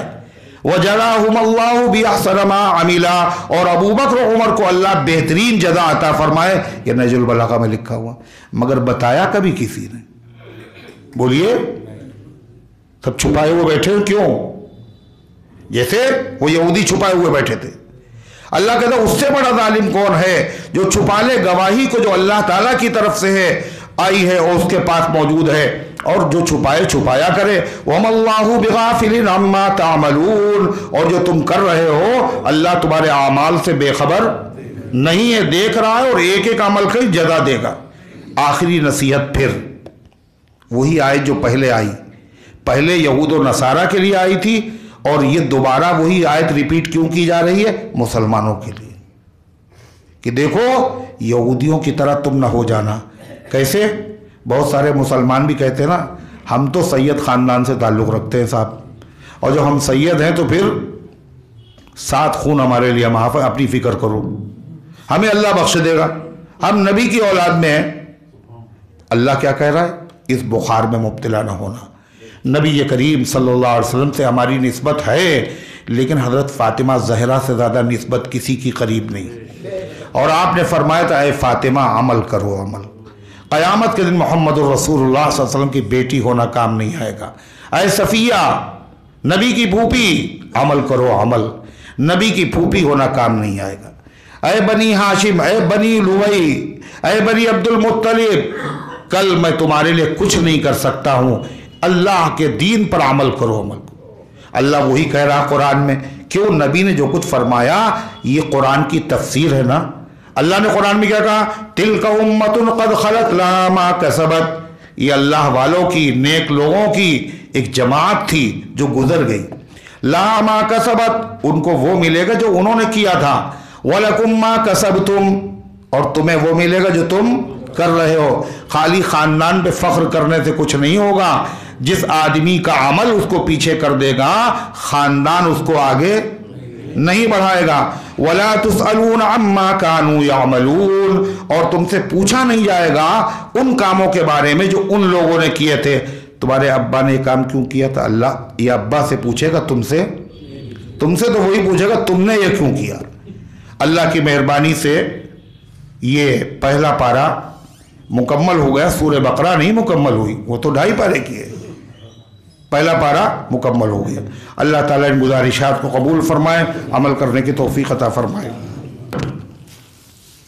منا انصاری کی طبیعت خراب ہے، سہانہ اور محمد نعیم کی والدہ عاقل، عبد القادر، عبد الغنی، محمد بلال، محمد عراف کی والدہ شفیق کہلیہ، مجتبہ ان کی والدہ عبدالسلام اور محمد بلال، اور رانی کیا لکھا ہے، کیا نام، اچھا رانی کے صاحبزادے، اور اسی طریقے سے عبد القدیر صاحب ICU میں ہیں۔ اللہ ان سب کو شفا عطا فرمائے اور ان کے حال پہ رحم فرمائے۔ برین ہیمریج کے مریض کا آپریشن کامیاب ہو گیا ہے الحمدللہ، وسیم بھائی نام تھا ان کا۔ اب میری والدہ نفیس جہاں اور خالہ بلقیس جہاں اور سمینہ اور شہناز اور رخسانہ، شبانہ، شاہانہ، عالیہ اور نفیس کی بھائی اور رئیس احمد، اور یہ سب کے سب جتنے بھی بیمار ہیں اللہ تعالیٰ ان سب کو شفائے کاملہ عاجلہ مستمرہ دائمہ عطا فرمائے۔